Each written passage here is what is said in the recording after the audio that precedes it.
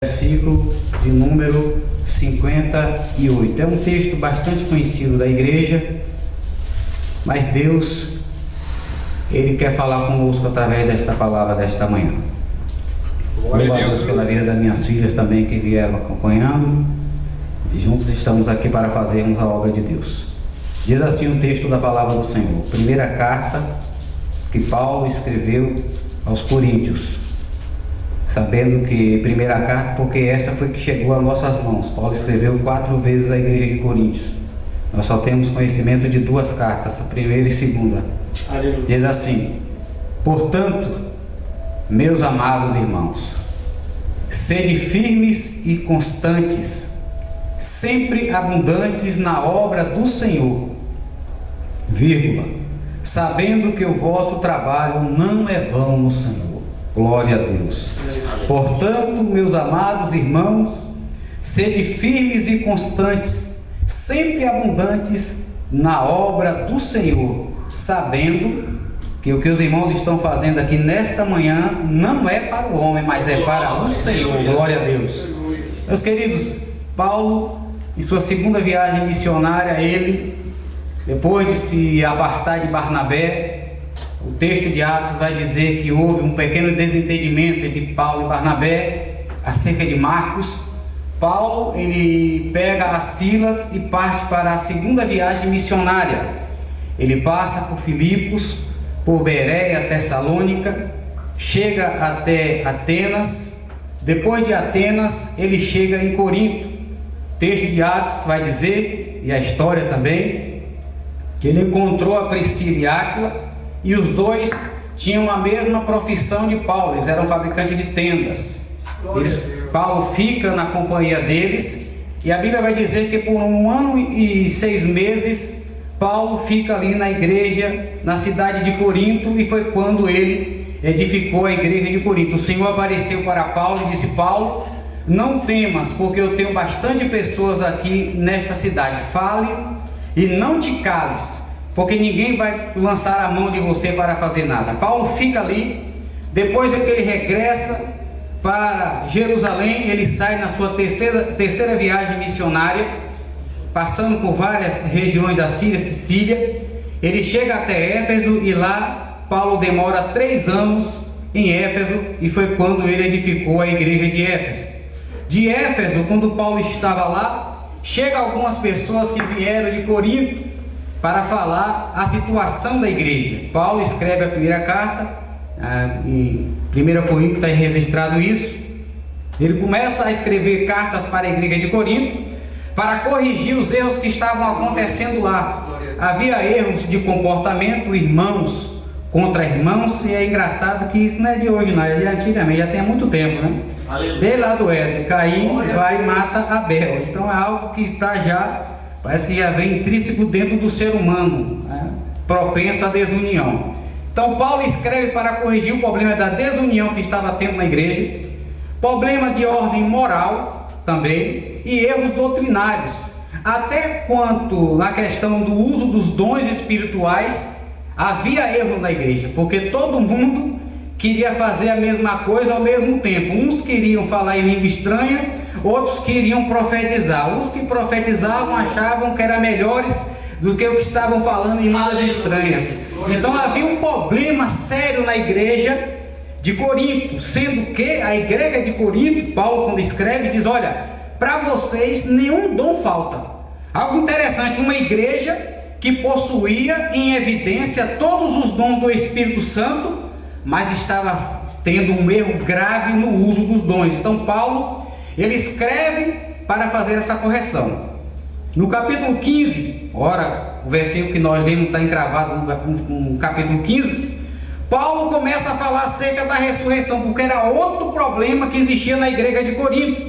A igreja de Corinto era uma da cidade grega. Os gregos não acreditavam em ressurreição. Para os gregos, o corpo era a prisão da alma. Então Paulo começa a escrever porque eles não estavam acreditando em ressurreição, e principalmente na ressurreição de Jesus. Paulo começa a dizer: olha, a ressurreição de Jesus foi algo inquestionável, porque Jesus apareceu para 500 pessoas. Então foi algo verídico, mas eles, os judaizantes, os gregos que existiam ali, que haviam se convertido, os prosélitos, eles estavam duvidando acerca da ressurreição. E Paulo começa a falar dando o exemplo da semente.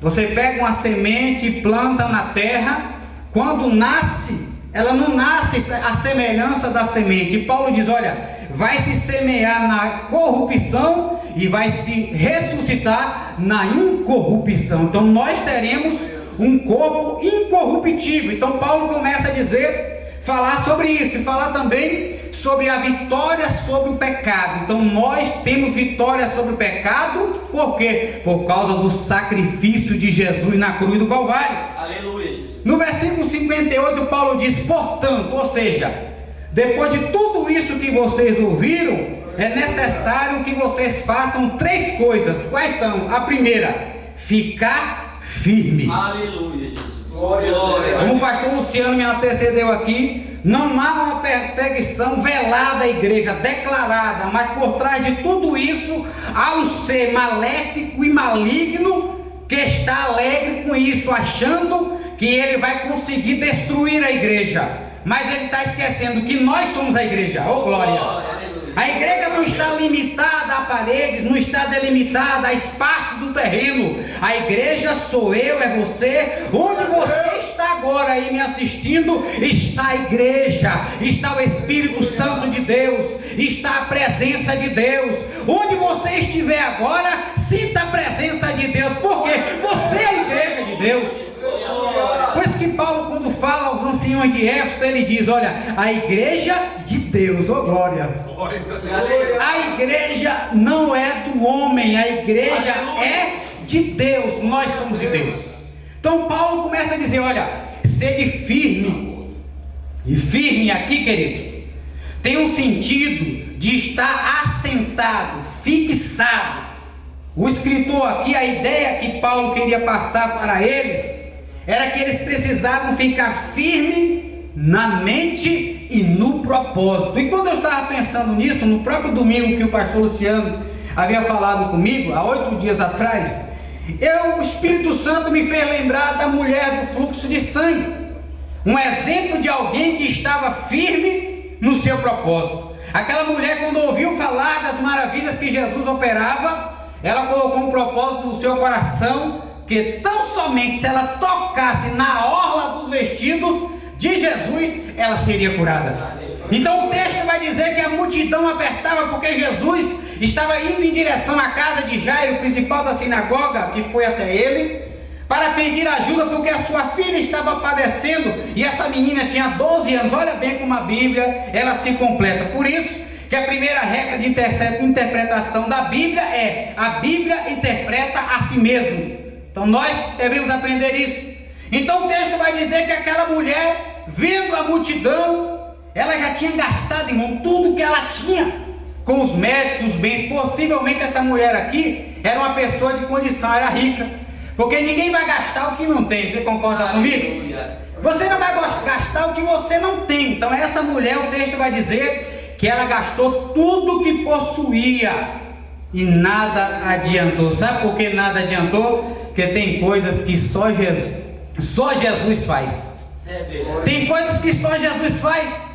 Tem coisa, meu querido, que você vai andar de um lado para outro e não vai conseguir resolver. Mas quando você colocar Jesus na frente, aí tudo vai dar certo. Glória a Deus. E essa mulher, ela firmou na sua mente, no seu coração, um simples propósito: eu vou tocar só na orla da veste dele. E o texto vai dizer que ela veio por detrás da multidão. Alguns dizem que aquela mulher estava esquelética. Esquelética ou não, a mente e o coração dela estava firme. Eu vou tocar na orla do vestido de Jesus, porque Jesus é tão poderoso que até a sua vestimenta tinha unção, tinha poder. Glória a Deus. Gente que é pentecostal assim é uma bênção. Glória a Jesus. E o texto diz que quando ela toca na orla da veste de Jesus, imediatamente ela ficou curada. Jesus parou e perguntou, olhando para aquela multidão. A Bíblia não relata a quantidade de pessoas que estavam seguindo a Jesus. Se é uma multidão, entendemos que era uma grande quantidade de pessoas. E o texto vai dizer que Jesus olha para aquela multidão e pergunta: quem me tocou? E o discípulo, olhando para ele, disse: Senhor, a multidão te aperta e te oprime. E o Senhor pergunta: quem te tocou? E Jesus disse: não, alguém me tocou, porque esse toque foi de alguém diferente, foi alguém que estava com firmeza, com propósito, querendo receber algo da minha parte. Eu senti que alguém me tocou, porque de mim saiu virtude. E aquela mulher, a Bíblia vai dizer que não podendo mais se esconder-se, ela se apresenta e diz: Senhor, foi eu que te toquei. Jesus já sabia, irmão, que aquela mulher tinha. Olha para ela e disse: vai em paz, a tua fé te curou. Glória a Deus. Primeira coisa, você precisa ser firme. Firme nesses dias difíceis, em que nós não estamos tendo a oportunidade da comunhão com os irmãos, da comunhão do templo, da igreja. Mas você pode ter comunhão na sua casa, onde quer que você esteja. É um bom momento para voltarmos à prática que deixamos com o tempo de fazermos o culto doméstico, porque tem irmãos que não fazem mais o culto doméstico. A verdade é essa.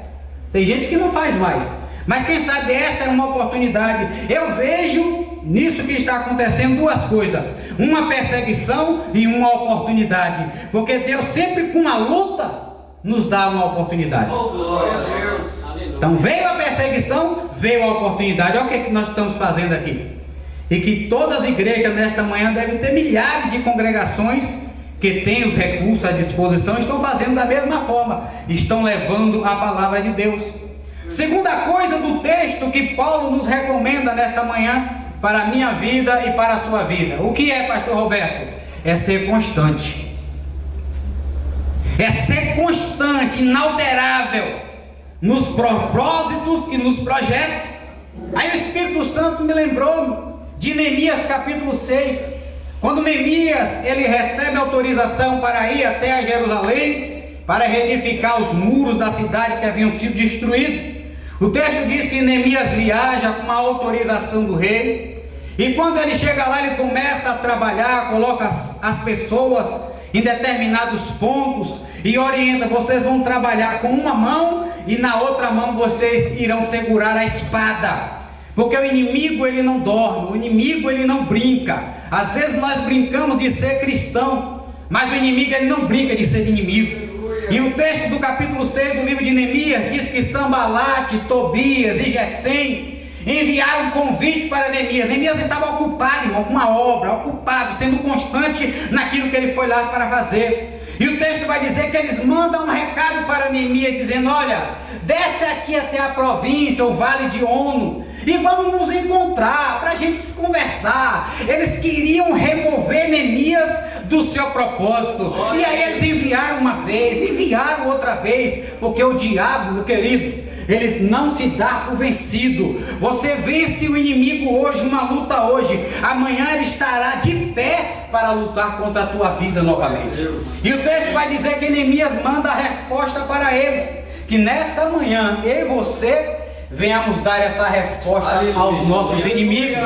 Eu estou fazendo uma grande obra e eu não posso descer para ir ter com vocês. Olha bem, Neemias foi constante naquilo que ele propôs no seu coração, que esse trabalho não venha acabar, né, pastor Luciano? Que venha ter continuidade. Amém. Aleluia. Até se resolver essa situação, porque eu creio que Deus está no controle de tudo, queridos. Deus está no controle da nossa vida, da situação, da igreja. Alguns dos pastores que têm mais uma certa idade falaram que nunca viu acontecer algo desse em relação à igreja. Um impedimento, uma barreira para que os irmãos tenham coinonia e comunhão. Mas nesta manhã, Deus quer renovar as tuas forças, o teu ânimo, quer renovar a tua fé. Deus quer nesta manhã te levantar.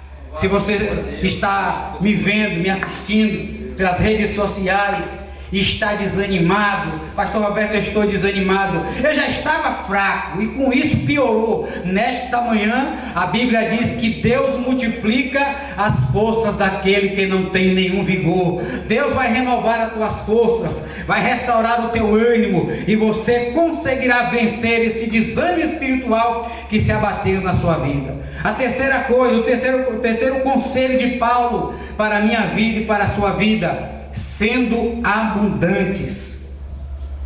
Nós precisamos ser abundantes na obra de Deus, sermos abundantes na nossa fé. Aí eu me lembro de Zaqueu. Todo mundo conhece a história de Zaqueu, de Lucas capítulo 19, de um homem que era cobrador de impostos, trabalhava para Roma e era odiado pelos judeus, era odiado pelos seus irmãos, porque os cobradores de impostos eram considerados como ladrões. Eles cobravam o imposto a mais para retirar o seu lucro. E o texto vai dizer que um belo dia, Jesus entrando ali na cidade onde Zaqueu morava, Zaqueu ouvindo falar que Jesus estava vindo até ali, ele subiu a uma figueira brava. Alguns estudiosos dizem que era uma figueira que tinha muitos espinhos, e Zaqueu não olhou para essa dificuldade. Ele subiu aquela figueira brava e ficou observando para ver Jesus passar. E o texto vai dizer que quando Jesus, passando por ali, olha para cima, Jesus sabia que Zaqueu estava ali, meu querido. Jesus olha para cima e disse: Zaqueu, desce depressa, porque hoje me convém pousar na tua casa. Oh, glória a Deus! E coisa boa é quando Jesus entra na nossa casa. Coisa maravilhosa é quando Jesus passeia dentro da casa do crente. Quando Jesus tem liberdade a casa do crente. Mas nesta manhã, meu querido, Jesus, ele está na tua casa. Oh, glória a Deus! Ele está visitando a tua casa. Creia nesta palavra nesta manhã. Oh, aleluia! Zaqueu desce, recebe Jesus. E eu fico, quando eu encontrar Zaqueu no céu, eu vou perguntar para Zaqueu qual foi o teor da conversa. É uma curiosidade minha, não é conjectura de pregador. Eu creio que eu irei ao céu, às alturas, serei arrebatado. Se eu morrer antes, encontrarei o Senhor da mesma forma. Eu irei perguntar para Zaqueu qual foi o teor da conversa que ele teve com Jesus. Porque observa o texto de Lucas 19, não vai se expressar, o escritor de Lucas não expressa o que aconteceu lá, só faz que dizer, narrar que Jesus entrou, Zaqueu preparou o banquete, Jesus estava lá com os apóstolos, e o texto vai dizer que de uma hora para outra Zaqueu fica de pé e diz: olha, Senhor, quero falar uma coisa. Que interessante, quando Jesus entra na casa do crente, da pessoa, há mudança. E Zaqueu vai dizer: olha, Senhor, se eu tenho roubado alguém, ele sabia que ele era ladrão, eu vou devolver 4 vezes.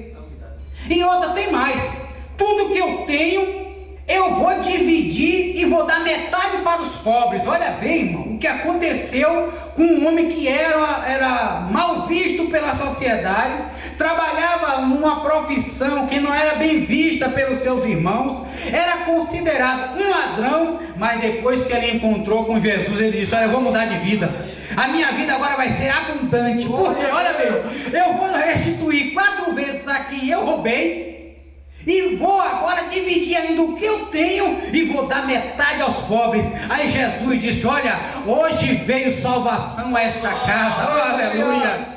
Porque este também era filho de Abraão. Eu quero saber de Zaqueu o que foi que Jesus falou para ele, para que ele mudasse o comportamento e tivesse um outro estilo de vida.